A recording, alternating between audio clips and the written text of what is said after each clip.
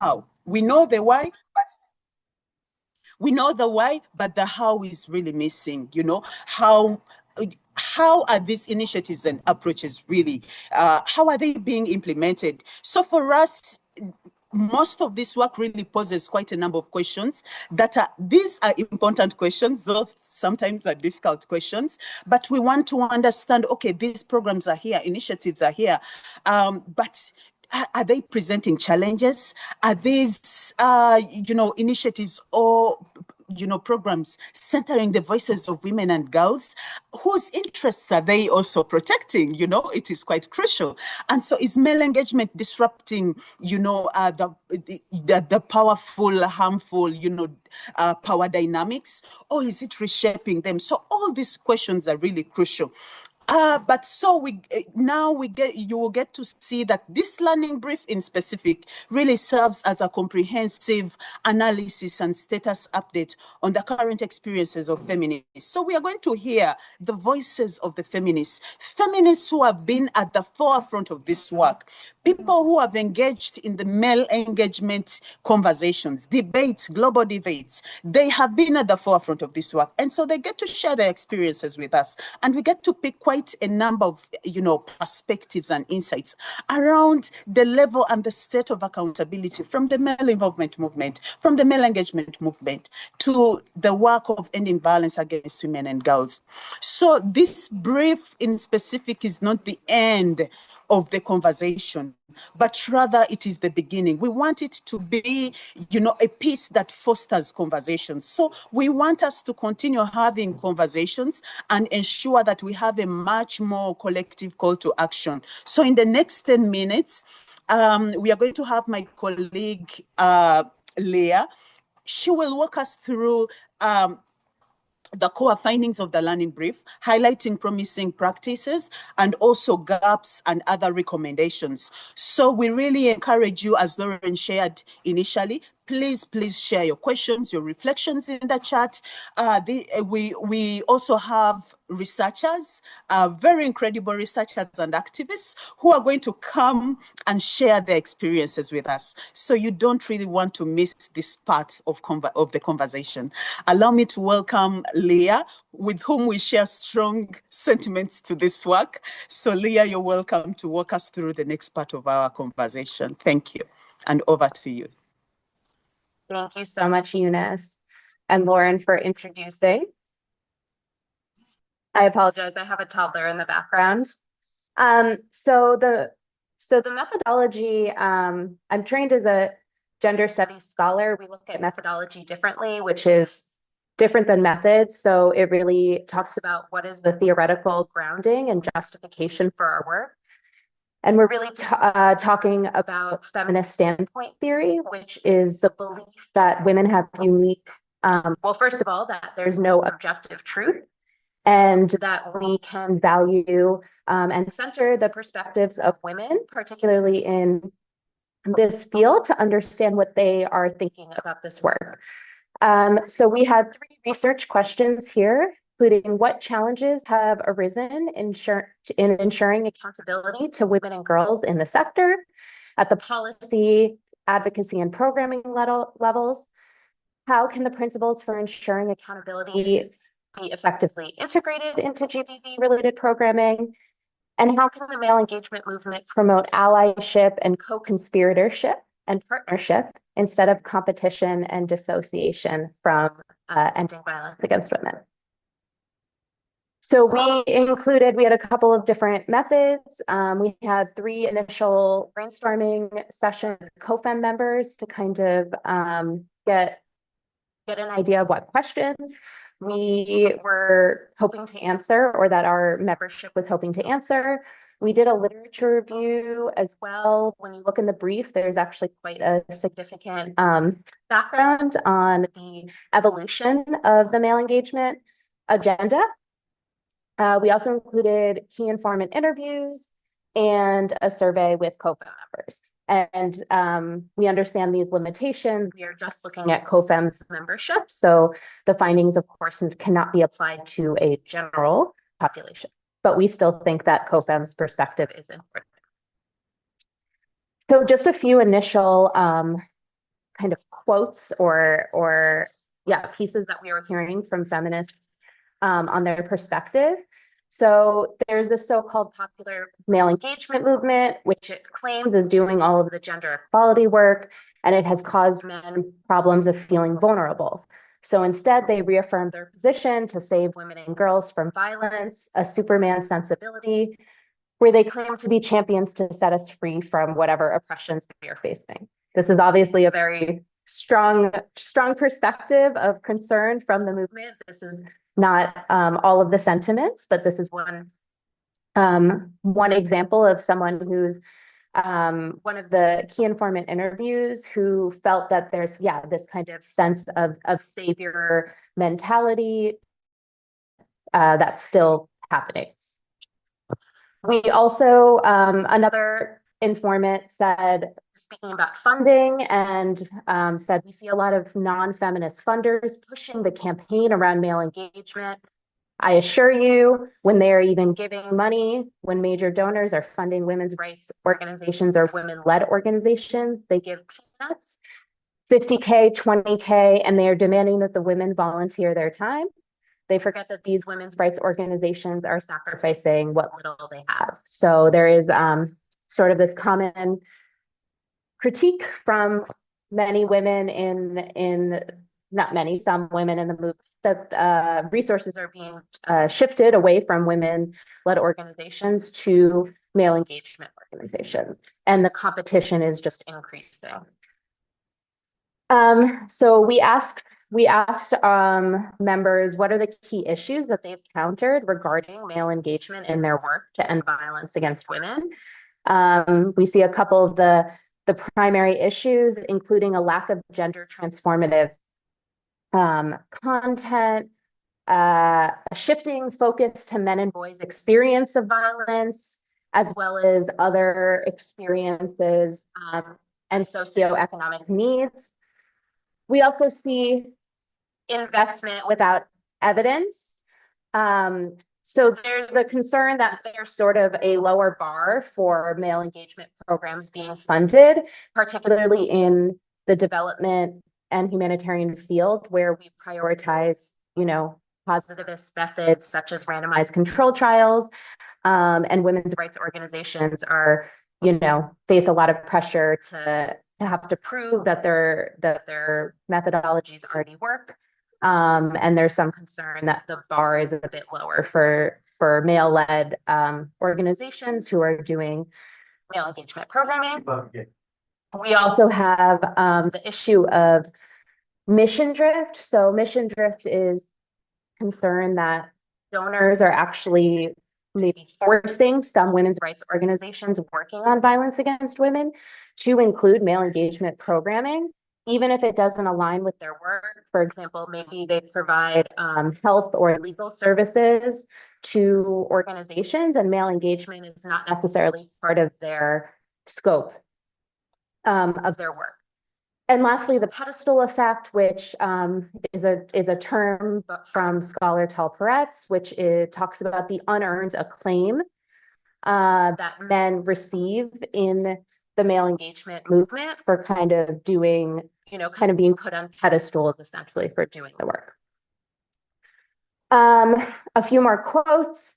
We had another informant say, we don't want men to take our space, but we want them to create more space. They need to relinquish some of their privilege and nurture equal power with women. This is the feminist way, and this is what they, sorry, I think that's a typo. They need to understand. They need to recognize their privilege, step back, create space, and this is allyship. This means commitment, this means humility, and that means you have to listen and listen well and learn. Another quote saying that male engagement is such a buzzword for INGO donors and other donors to say that men must be involved. In some cases, we see a lot of men come into these spaces and take power. So you'll be in a meeting of women's rights organizations and men will take over and they'll be heard, sometimes at the expense of women in the space. And then again, the concern about resources shifting and this sort of lower bar for assessment for methodologies. So even if they haven't been assessed enough, and again, concerned that they take away the work and resources from feminist-led initiatives. I'm going to go through these recommendations quickly because I want to focus on our amazing panel that we have. And you can read more in the brief, but we have the recommendations for different stakeholders at the end of the brief. So for the male engagement movement, some of these you may have seen. So make a clear commitment to feminist principles, and ensure that they're connecting and listening to women-led organizations and feminist movements. And some male engagement folks are doing this. This is not to say that it's either or. It is a nuanced picture. Also to adopt collaborative frameworks by fostering partnerships between the male engagement programs and women-led organizations. Encourage joint leadership roles where men take step back to create space to work alongside women. Establishing clear accountability structures to ensure men's involvement supports and does not overshadow the efforts of women and girls. To provide gender transformative training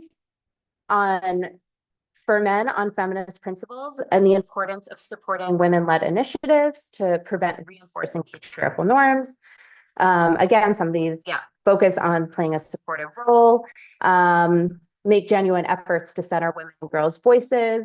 Something else that we think is really important is to publicly disclose consulting rates as being if you're a self-proclaimed ally in gender equality work. So again, money is political, and we feel that we need full transparency in how men are being paid.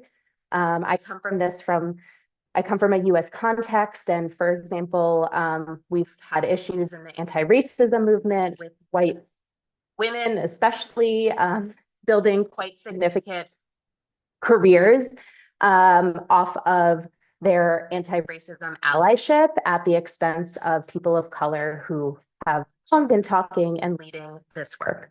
And we feel that it should be similarly reflected in the male engagement movement. For researchers, really conducting evaluations, again, this can't be stated enough, that's not just about attitudinal change, but includes behavior and norm change. Prioritizing women's perspective on male engagement programming, including cross-checking men's self-reported perspectives. So this is sort of a methodological weakness of a lot of evaluations, that they rely on self-reported accounts from men. And also to make sure that, of course, research is disseminated using accessible formats and languages. Recommendations for donors, prioritize funding to women and queer and gender diverse feminist movements, fund male engagement initiatives that have comprehensive accountability agendas and programming. Be wary of funding male engagement as an outcome on its own, rather than as part of a broader strategy that works alongside women-led organizations. So we know that evidence shows that male engagement programming on its own is not effective, and it must work in parallel with programming and support for women. And again, invest more in evaluations of this programming, including women's perspectives and experiences.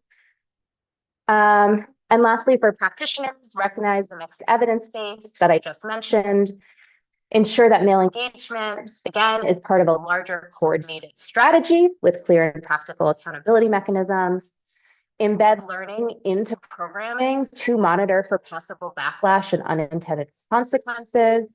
Ensure that language doesn't perpetuate male saviorism. Like, I don't know how we're in 2025 and still having conversations about male champions, and how that language is quite problematic.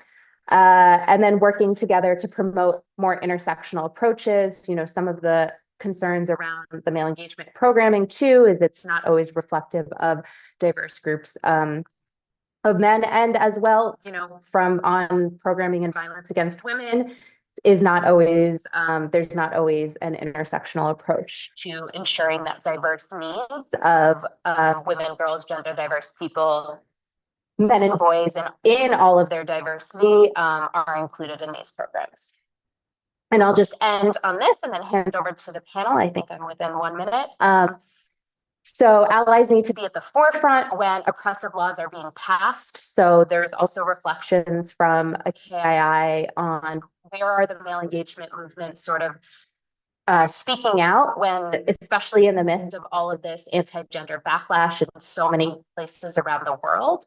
And so this is an area of leadership that they're being called upon to condemn, both harmful policy as well as harmful behavior. And yeah, I won't read the rest. It's a little sassy. But yeah, we should see male engagement again as a strategy towards gender justice and not as just an outcome.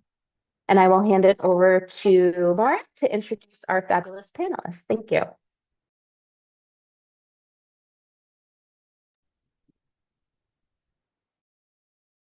Thank you, Leah.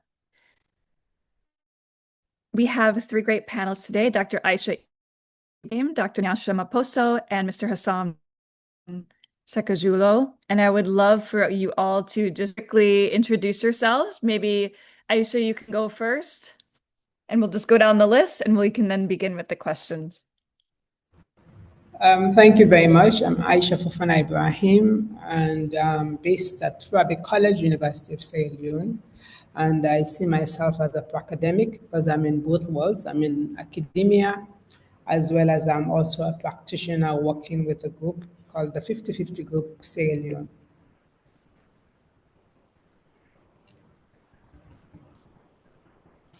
Did you hear me? Yeah. Yes, thanks, Aisha.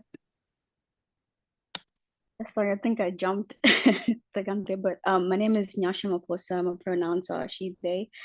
And I recently completed PhD research exploring the implications of apartheid legacies on gender-based violence in Deep South Africa. I've also done some work supporting LGBT SEOs to address the impact of the anti-gender movement, and also a lot of equality and diversity work within the UK. Yeah.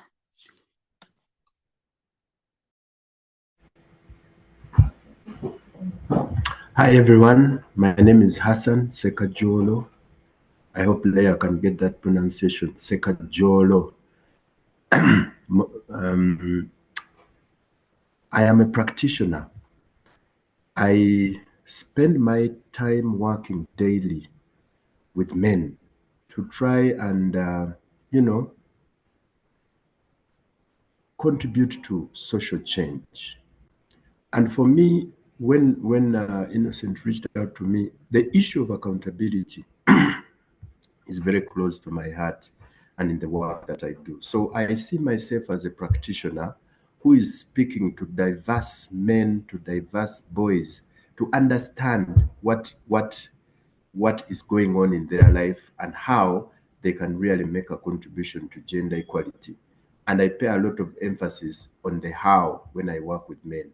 And we are not very many who work like that. Thank you very much.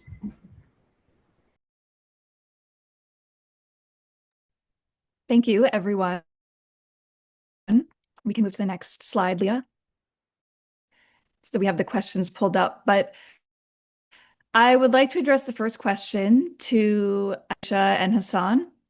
So maybe Aisha, we can hear from you first, and then Hassan, you can come in after. But from your experiences, what does true accountability look like in male engagement work in preventing violence against women and girls? Well, thank you very much. I think the report has covered that very well. That was a very insightful report.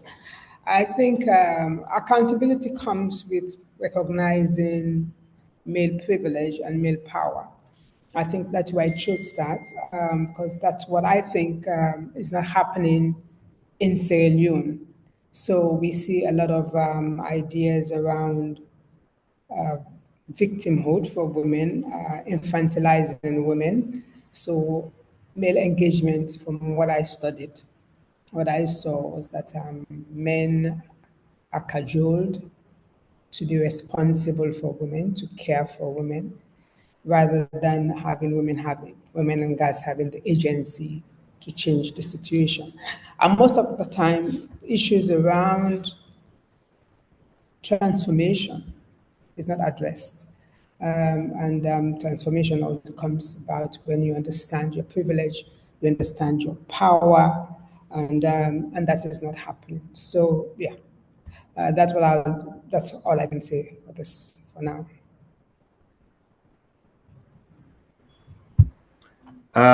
What I can say from my practitioner side is, for me, it's about being uncomfortable. It's for men being uncomfortable in 3 levels. The first one, true accountability for me, is men need to be uncomfortable about their own behavior. Men need spaces where they can reflect on their own behavior and really feel uncomfortable that they are behaving like that as men, so that it becomes the starting point of shifting men into gender equitable behavior. So for me, at the first, where true accountability is. Now, the second level of true accountability is about the issue of the interpersonal relation. Again, men need to feel uncomfortable about how they relate with other people. We normally use the phrase, what belief do men have about women and girls? What does it mean to be a man? Okay? For me, men need to be uncomfortable about their relations with other people, so that we start the journey to shift into gender equitable relations and processes of how men relate with others. If men are not uncomfortable about how they relate, then true accountability for me does not happen.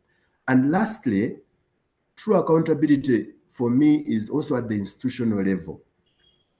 Institution means, can we get men to realize that shared power and shared thinking is the way to go? How can we get men to, absorb the issue of deep collaboration and the issue of consultation? Okay? To shift a man's mindset and norms around collaborate, even at the lowest level of family, is not something that is simple to do. So for me, I'll look at true accountability in those 3 layers. Let men be very uncomfortable about these things, and then that is when we get to true accountability. Thank you very much. Thank you both. I'd like to direct the next question to Nyasha and Aisha. But how do we ensure that male engagement initiatives do not intentionally or unintentionally recenter men's privilege and power?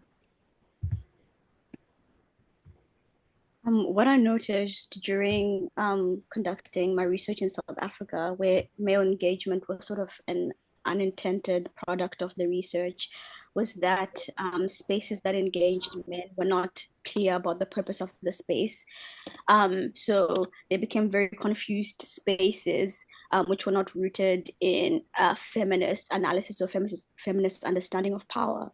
And you would have men ranging from saying very progressive things and including the LGBT community within an understanding of violence, to really misogynistic comments around, women used to cook like their mothers, now they drink like their fathers. So I think when these spaces are not rooted in a feminist analysis of power, they really do end up reinforcing patriarchal assumptions and misogynistic assumptions as well. And I also think not depoliticizing women's experiences of violence is really important. Because one thing I noticed, not only in male engagement spaces, but unfortunately within supposedly women-led organizations as well, was a watering down of language in order to make men more comfortable within these spaces. So one thing that became really jarring and stark was that my definition of gender-based violence was not the same as the definition of gender-based violence that was being used by practitioners on the ground. And there was a move towards more gender-neutral language. So it would be gender-based violence, but with an emphasis on women also perpetrate violence towards men. That was the big one. And I remember someone really saying, well, now we don't really know who the victim is, because men's stories are, even more bleak than women's stories. And I think that also goes back again to that lack of a feminist analysis of power that understands that women disproportionately experience violence, and that also understands the patriarchal imbalance of power. And lastly, I would also say a really good way, I think, of not centering male privilege and male power is really approaching male engagement as critical male engagement. And I think that goes to what Hassan was also saying, and maybe also rooted in the critical masculinity theory of it's not just about talking about masculinity, but really it is about critiquing how men's standpoint, and how they reproduce social inequalities and power dynamics dependent on, violent masculinities and their standpoint. So I think there's benefit in moving just beyond male engagement to critical male engagement, because it really, I think anyone in a position of privilege should really be critiquing their positionality within a context where they hold structural power. So yeah, those are the things that I would say. And yeah.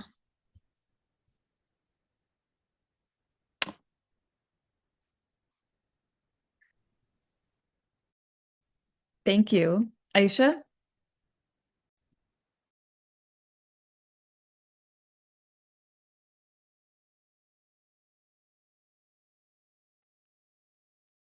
Oh, muted. I was just saying that Nyasha has presented it excellently, because those are the key issues really, around how we center the experiences of women and girls, and continue to center the idea that male violence against women is rooted in patriarchal practices, and so on and so forth. So that has to come back. So because, right, as she said, the politicization of violence against women is also a problem. So if men get to understand why it's important, for why is this a political issue? And how is it a political issue? I think those are things that we need to keep working at. We need to look at masculinity, like she talked about. And we also need to look at understanding how intersecting systems work. So, for example, colonialism, the vestiges of colonialism in Sierra Leone has caused a lot of violence against women in many ways. For example, a woman gets married, before she got married, she had a business, and or she had a degree already. And there you have a man, she gets married, and the man says, you need to change your name, you need to go change your documents, you need to change the business name, and so on and so forth. A woman that refuses, that might lead to violence. But before colonialism, women kept their names. So we don't talk about those issues, especially in Sierra Leone. Women kept their names, so it didn't matter if you're married or not married. But if somebody's demanding that you have to keep a practice that was imported, that was brought about by colonialism, and so we can see those vestiges of colonialism and how they also encourage gender-based violence, and how they've set the ground for that. For me, most importantly, is feminist education. So we need to, all of these programs really need to analyze power, and how women and men are affected by who holds power and how they use power. So yeah. Thank you so much. We always come back to that question of power and who holds it. And Nyasha, you spoke of a need for a feminist analysis of power. So I'm wondering if you could share any other workable strategies or frameworks that you've seen in your work for censoring the voices of women and girls. Yeah, so what I've seen is starting from a funding level where there is funding that is dedicated to funding women-led organizations. And I think also funding that's flexible, because sometimes grassroots organizations led by women do not have the capacity to do a 10 page report every quarter about how they're using the funds. So I think that flexibility is really important within funding.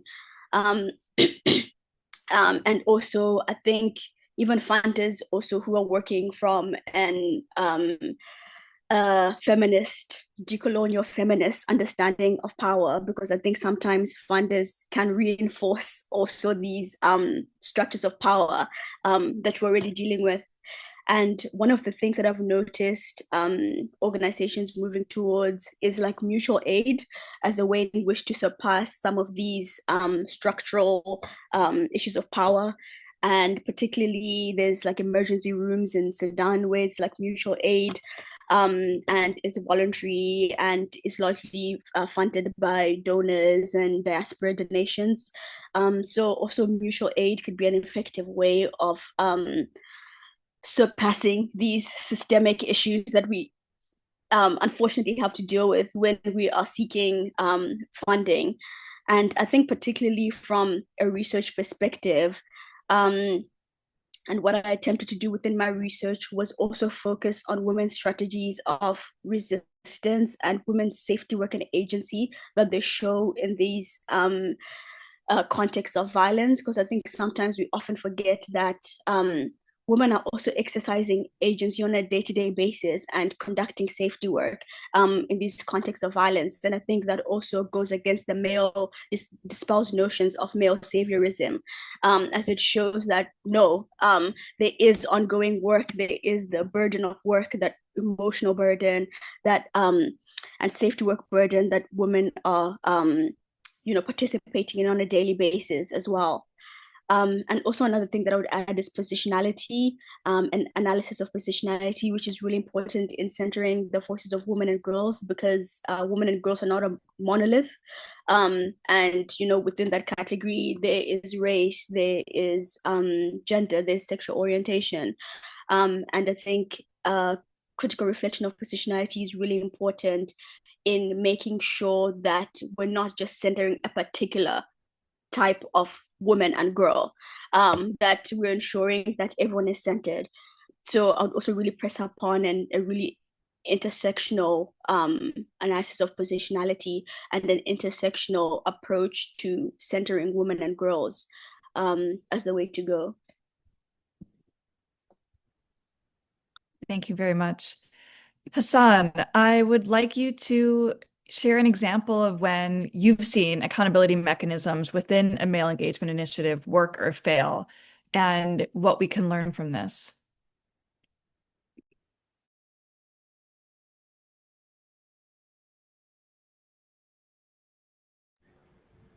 One of those that I can share is I was at the center of it in my country.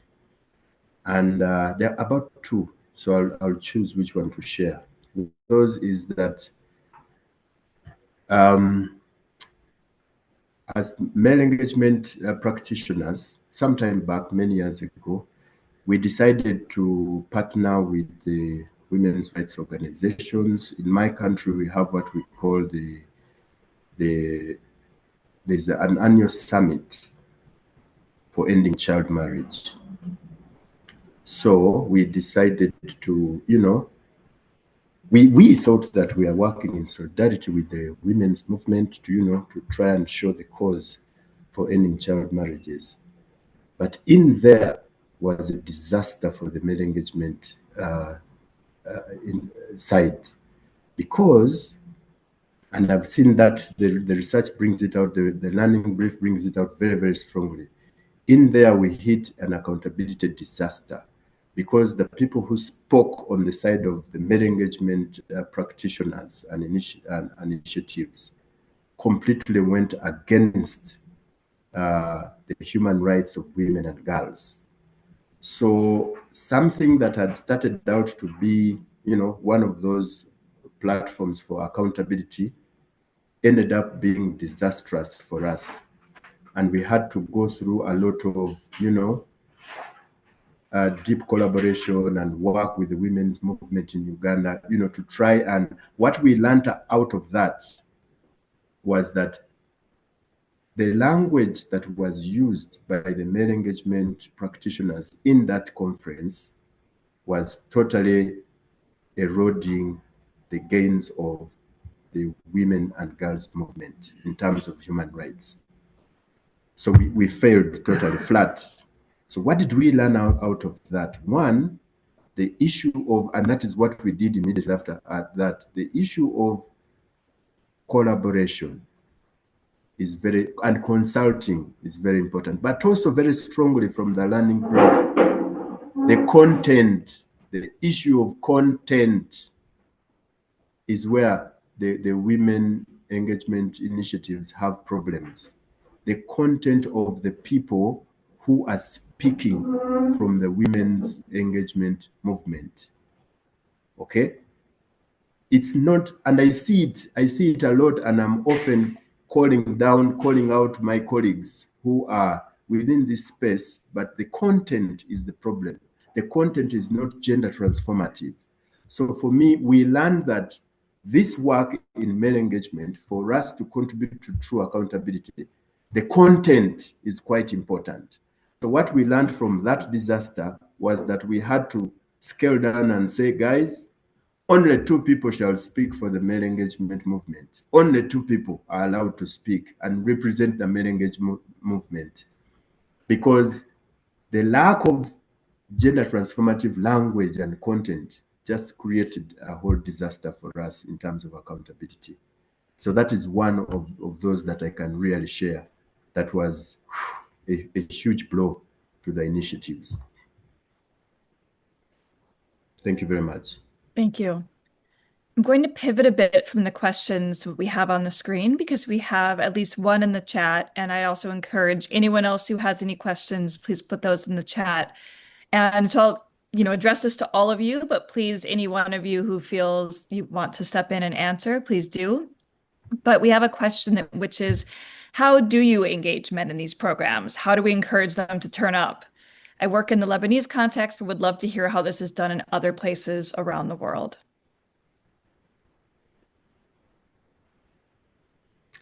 Should I go? Okay. Yep. How do you encourage men to come? That's a good question, because even when I do this work, people ask, Hassan, will the men come? Because we run programs over 12 weeks, over 16 weeks, and everybody says, will the men come for all that time? So for me, the issue is about, first, we need to get men and boys to speak about their own challenges, their own experiences, their own behavior, and reflect as men first. Because when a program at the start wants to listen to the men's experiences and concerns, okay, then the men, it's some kind of inducer.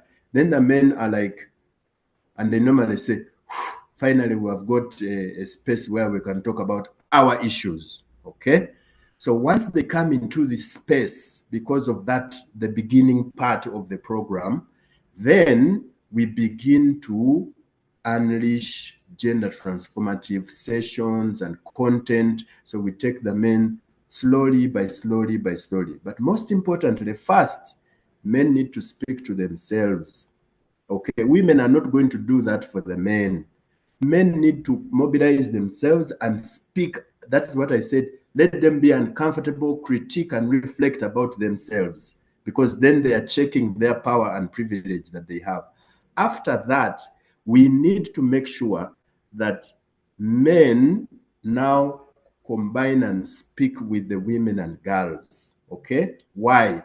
because we need that intersection to promote positive communication between these people. So that is how the work is done, so that one, it is gender transformative, but two, promotes positive communication.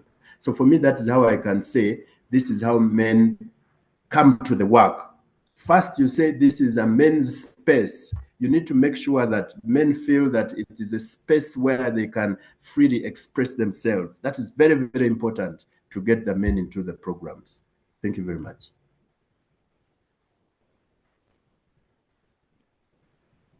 Thank you. Aisha, would you like to go? Yes, well, I was just listening to Hassan. I agree that you need to create that space for them to come in and talk about their issues. But for me, I think the time they spend within that space is usually too short. And that has to do a lot with masculinity issues as well. So I think men need a lot of time understanding gender transformative issues. They need to understand how patriarchy has, or how patriarchy informs everything we do. They need to understand their privilege as well as their power. So for me, what I see here is a few engagement, and then these men are hailed as male allies that are ready to go do the work that can change dynamics.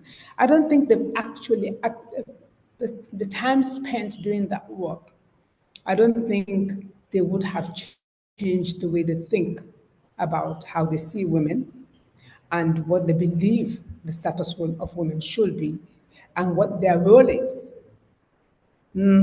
If you're going to be an ally, you're not going to be a protector in that sense. You are not in charge. But that keeps coming up.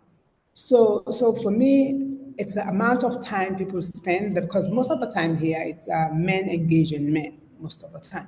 So when we as women engage men, as women's organizations engage men, it's, you see, it will start well, but before you know it, they're no longer interested. They want to be out there doing their own thing. They want to be out there being in command. And I think those are the things that we really need to be careful about.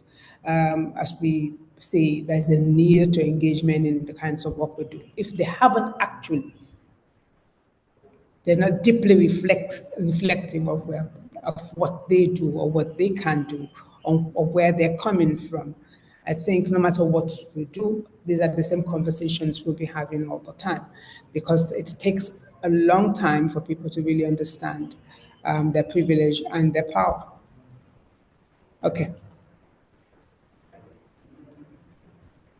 Thank you. And I think as a follow-up to that question, there's another in the chat, which is, Hassan, do you have any tips to support men to understand their privilege, step back and create space for women to lead, and to do this with humility? Yeah.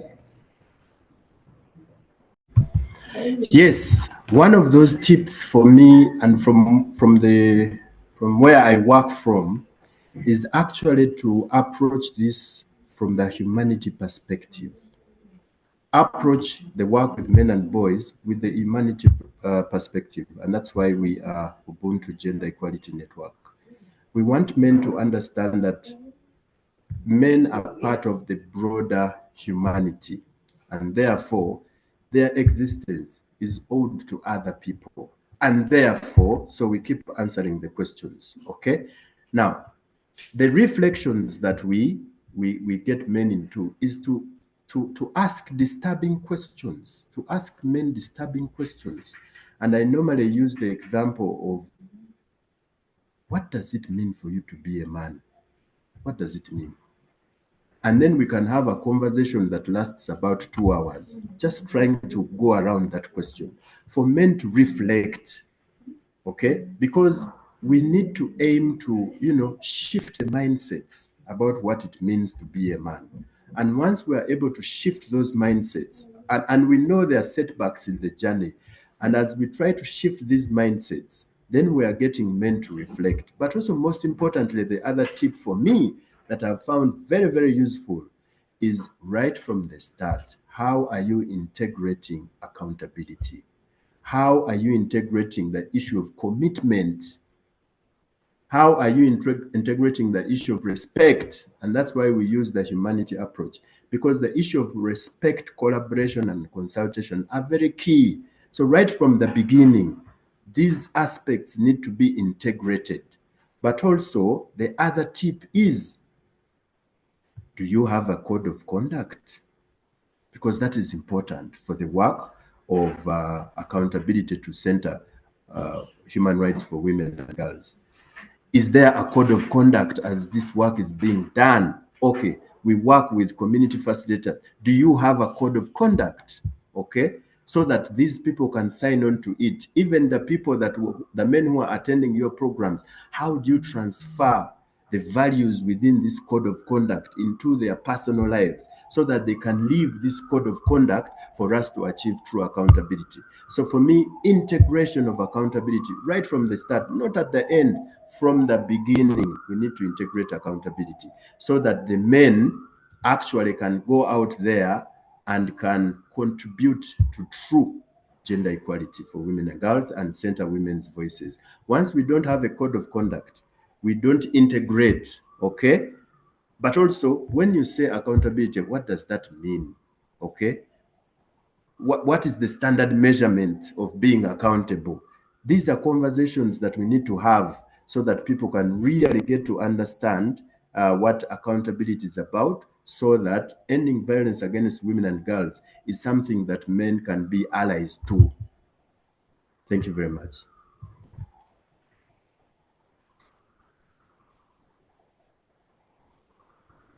Thank you. We have one more question in the chat, which I'll read. So, and it also comes back to the question of how do we make the theoretical real? But feminist scholars have made many changes to democratize feminist knowledge and frameworks. What more can be done to promote reflection and encourage deconstruction that happens in these lecture halls, in the real world? You know what I mean? In practice. Yeah, so I was busy typing out a message in response, but thanks for asking the question, so I don't have to type out a long message. But I agree with what Leah said in the chat about funding modalities and creating more space for people to engage with gender and feminist scholarship. But to that, I would also say that even though there may be a more democratic access to feminist knowledge, I also think there's still a long way to go in terms of decolonizing this knowledge, because there's still a lot of jargon that you find in academic literature that's not accessible to people on the ground. And I think there's still a huge gap between academic literature and academic theory and the discourse that we have on the ground. So I think part of that is really intentional effort to really decolonize and ensure access of feminist materials to everyone. And I think, yeah, also it being in different languages. And I think it's also important for just going beyond feminist scholarship as something from the West, but also talking about feminist scholarship as rooted in people's contexts. I think that's also an important way to start this engagement that extends beyond just gender holes. Yeah, so ultimately, I would say decolonization. I think there's still a long way to go doing that in gender and feminist scholarship.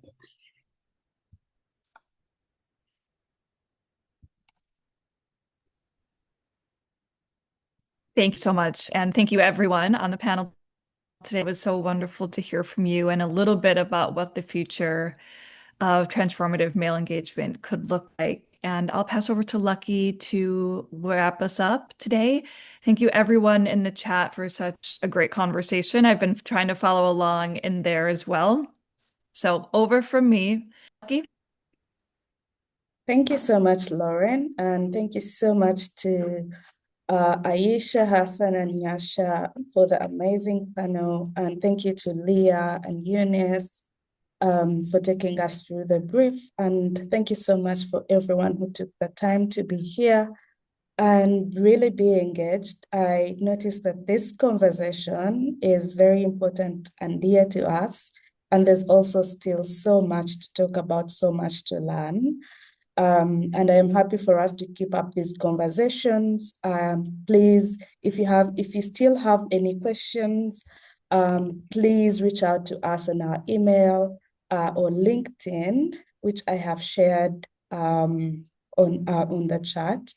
And if you'd like to learn more about COFEM, please visit our website and join the membership as well. We have an upcoming learning circle on feminist humanitarian principles. Please look out for that as well. Otherwise, thank you so much. And I hope you have a great evening, morning, day, wherever you are. And we are hopeful that we will see you soon again. Thanks so much, everyone. Thank you.